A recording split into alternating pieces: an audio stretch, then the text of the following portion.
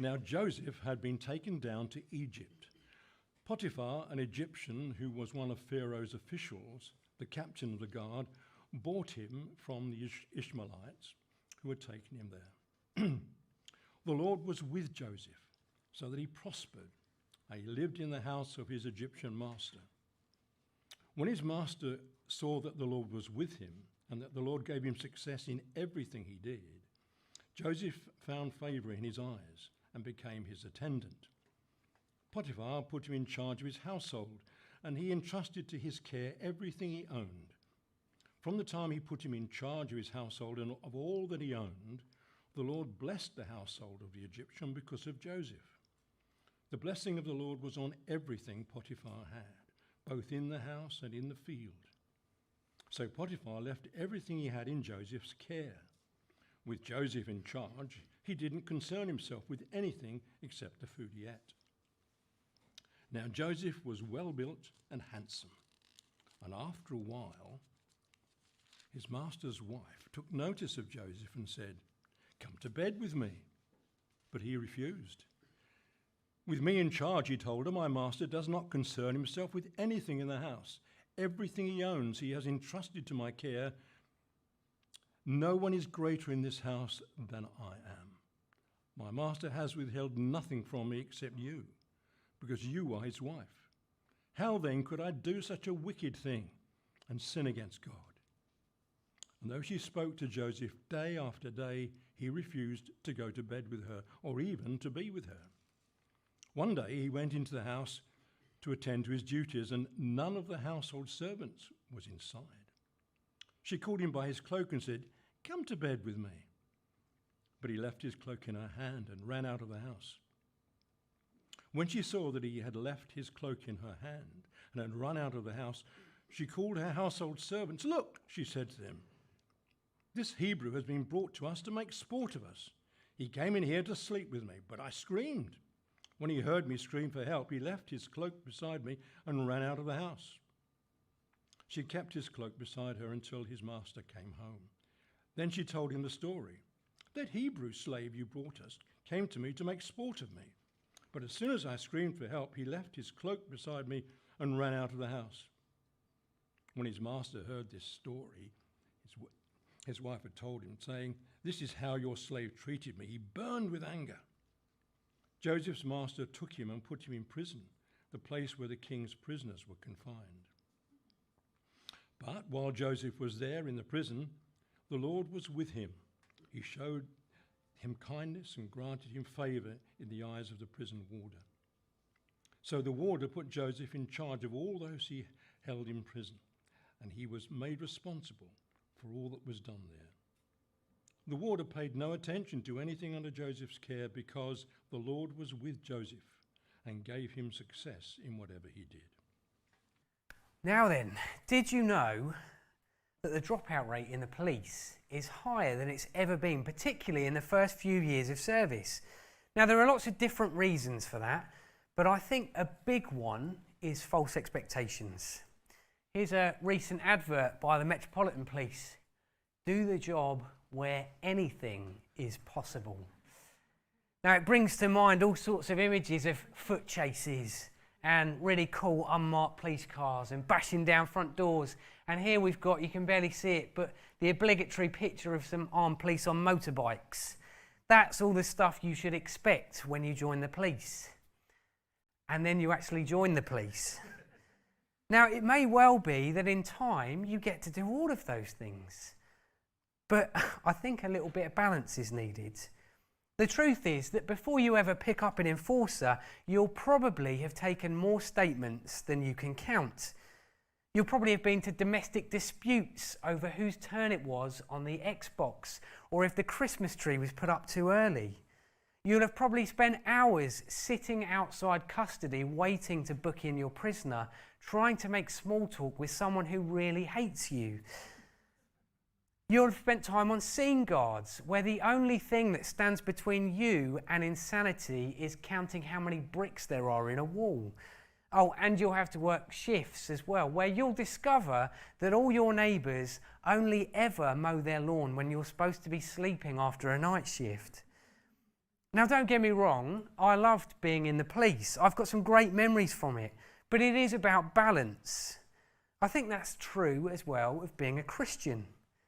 I genuinely believe that there is no better news than the gospel, that Jesus brings life and meaning and hope and forgiveness and countless other blessings.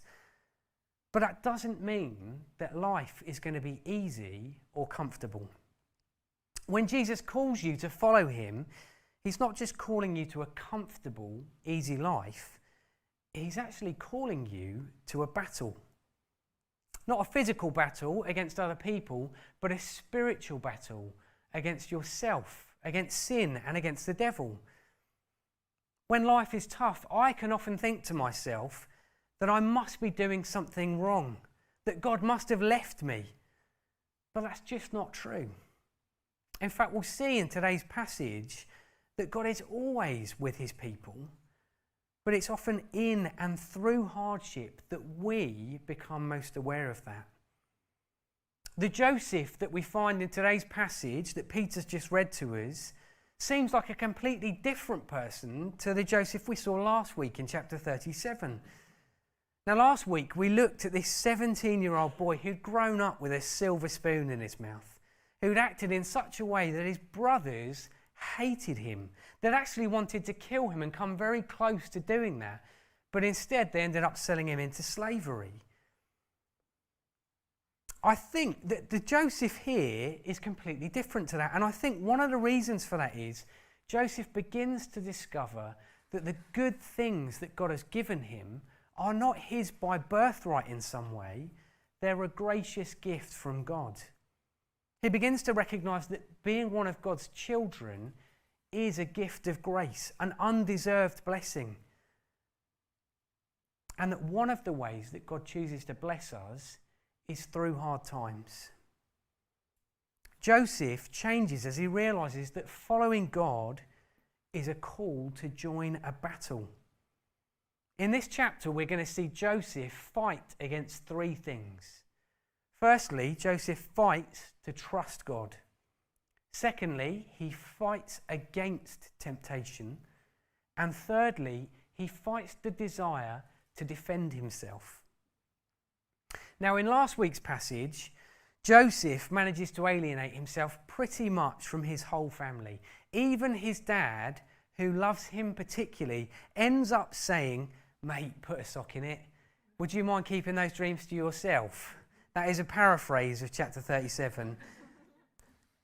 His brothers really have had enough. They come very close to killing him, but instead they sell him into slavery.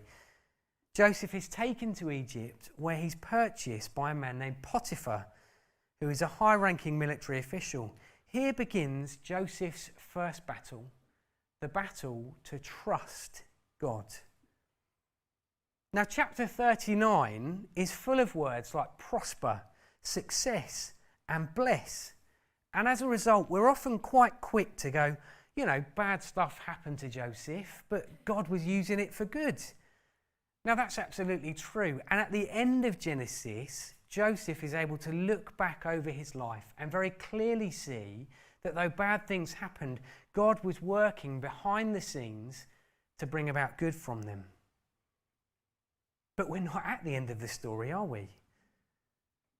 We've got to be careful that we don't dehumanise this story. I'm sure when Joseph arrived in Egypt as a slave, having been betrayed by his own brothers, he wasn't thinking, "Oh, it's all right, it'll all turn out for good." He must have been near breaking point. His life had been completely turned upside down. He'd been rejected by his family, betrayed by them, taken from his home and brought to a foreign land where seemingly he had no future and no hope. Now, we know as the reader that good stuff was on the horizon, but the crucial thing to remember is he didn't. The question which I think we need to ask of this passage is, what stops Joseph from completely breaking down? I think the answer is found in verse 2. The Lord was with Joseph. Did you know that that's actually the first time that God is mentioned explicitly in the story of Joseph? When life is good, when he had a great cloak and he was enjoying the favour of his father, God's not mentioned at all. It's not that God was absent during that time. The Lord had always been with Joseph. But sometimes it's not until everything else is stripped away that we realise that God was always with us. Because it's then we realise that we were never really in control at all. When life is going well, we can kid ourselves that we're the ones that are responsible for the good things we have.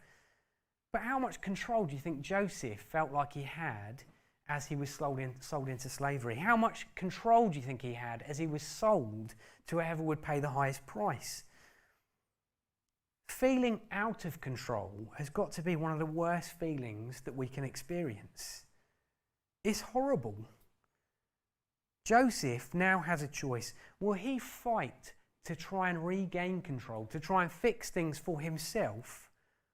Or will he fight to trust the one who has always been in control?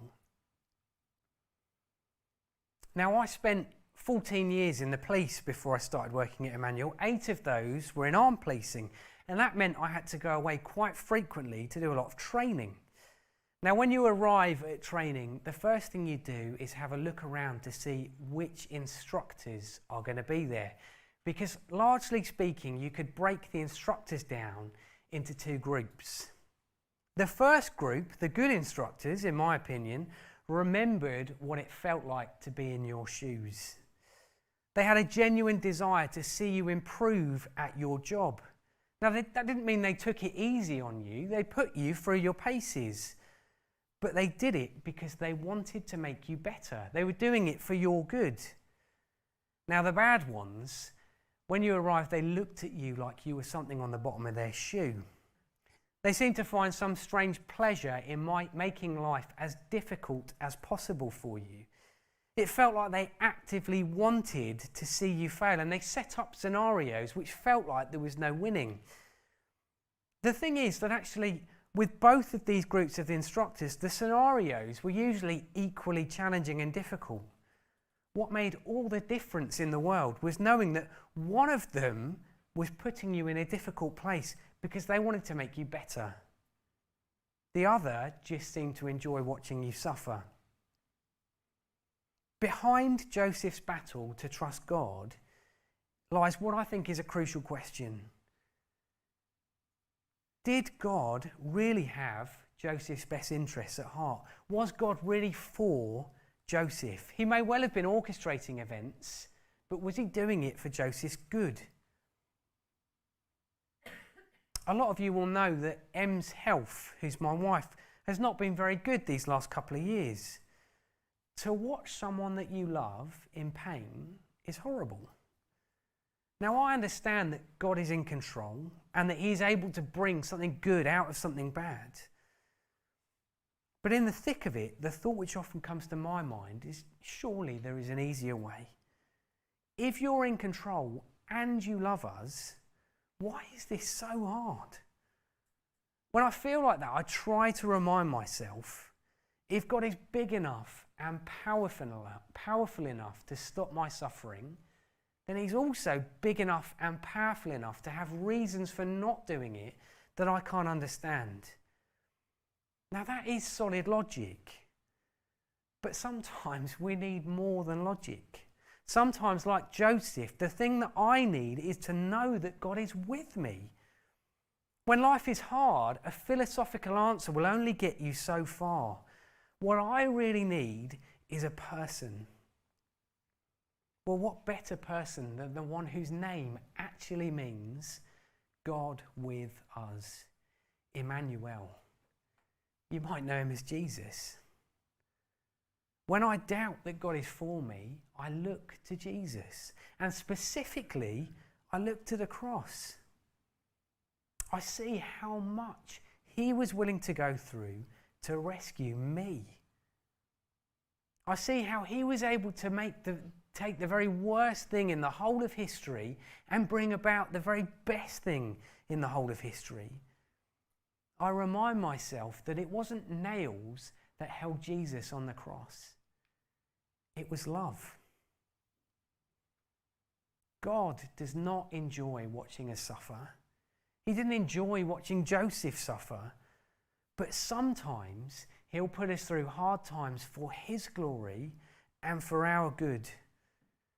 In those hard times, will you fight to put your trust in him, to recognize that he is always in control and he is always good? Do you know that one of the signs that you are truly engaged in that battle? You'll pray. Rather than doing all you can do to regain control of a situation, you'll pray. Maybe all you'll manage is, God, help me trust you. I believe, but help my unbelief. The incredible thing is, the more that we learn to do that, the more that we'll trust him. The more that we'll learn to lift our eyes from whatever situation we're facing to the one who is in sovereign control, to the one who loves you more than you could ever imagine. I think the lyrics of this song capture this wonderfully. The song goes, "So when I fight, I'll fight on my knees, with my hands lifted high. God, the battle belongs to you, and every fear I lay at your feet. I'll sing through the night, God, the battle belongs to you." We see in this passage that Joseph does fight to trust God. But whilst that fight is still raging, another battle begins. This time it is a battle against temptation. Now Joseph seems to be doing everything right. He's trusting in God, and more than that, he's even telling other people that the reason he's succeeding is because of God.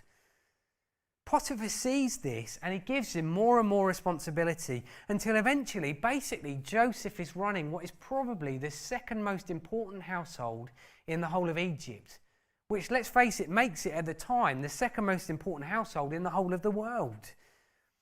But as if that's not enough, apparently Joseph was quite the looker. Look at verse 6. He was well built and handsome, which interestingly enough is exactly the same Hebrew phrase which is used to describe his mum, Rachel. So he must have had very good DNA. Now this does not go unnoticed by Potiphar's wife. In verse 7, she demands to Joseph, "Come to bed with me." Now Joseph was likely to be at this point in his late teens or early 20s, and here he was being propositioned by a woman who was probably very attractive. They were living in a culture where if one of the ruling class decided they wanted to sleep with their servants, then 9 times out of 10 it would happen. And Potiphar's wife wouldn't have wanted anybody else to find out about this, particularly her husband. So it would have been their little secret. Walking away for this temptation from Joseph was no small thing. And what makes it even harder is this wasn't just a one-off struggle. Look at verse 10. She spoke to Joseph day after day. This was a very real and a very persistent temptation.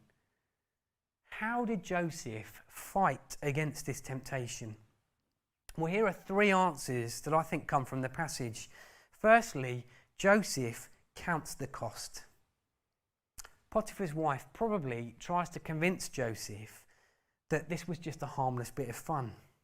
However, in verses 8 and 9, Joseph rightly points out that this would do huge damage to her marriage, to the marriage of his master. As if that's not enough, it would also be an abuse of the trust which had been given to him by his boss. Joseph recognised that giving in to this temptation would have huge relational fallout for all those involved.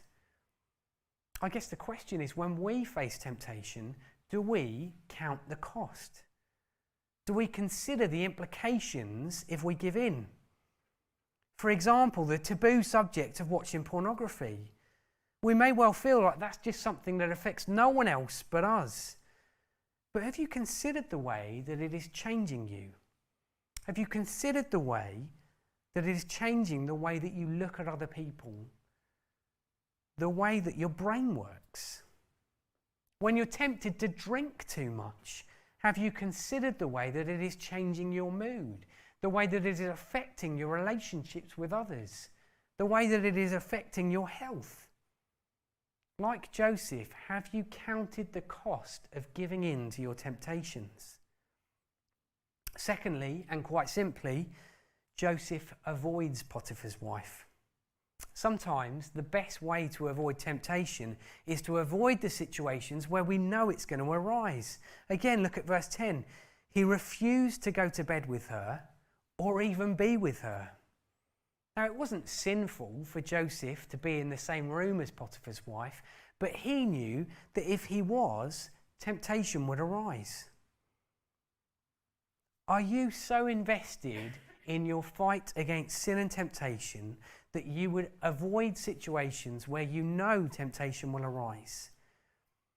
If you know that when you scroll through social media, you have an unhealthy habit of comparing yourselves to others, be that unfavourably to yourself, beating yourself up, or unfavourably to other people and looking down on others, have you considered just not using social media? There's nothing wrong with social media in and of itself, but if you know it leads you to temptation, will you consider just avoiding it altogether? Thirdly, and most importantly, Joseph fixes his eyes on something better. Those first two ways of fighting against temptation are really important, but without this step, we stand no chance of winning victory.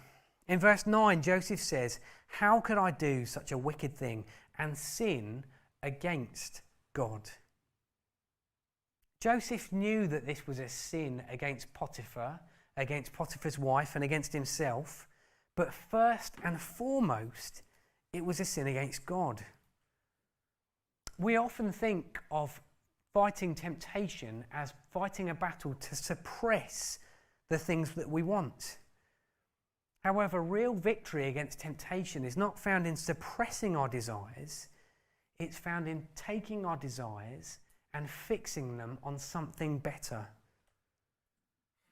We often think of sin like we think of the rules and regulations of our country, like our own laws.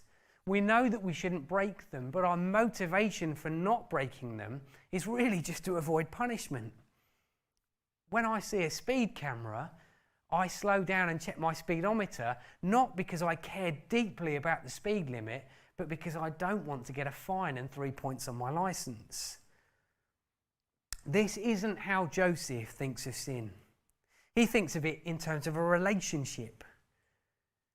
Joseph wasn't just thinking about punishment. He didn't want to damage the relationship that he had with God. He valued the relationship above what was tempting him. Something greater had captured his imagination and his heart, a supreme desire that reordered all his other desires. To the degree that you see how much God loves you and how much he was willing to pay to rescue you is the degree that you will fight against temptation.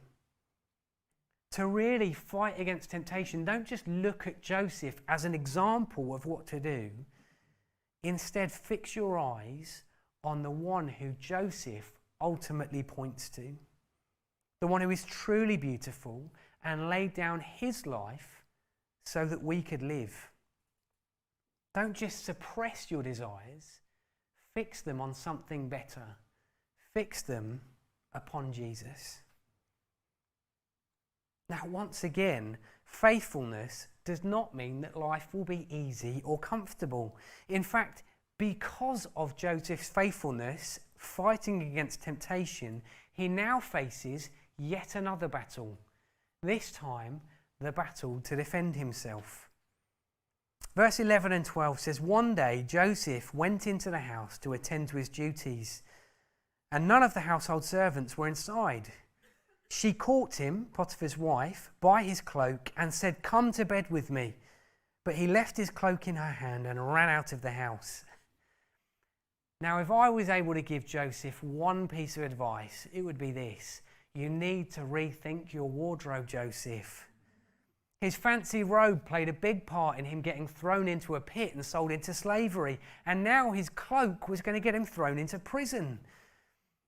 Potiphar's wife had had enough of Joseph turning her down.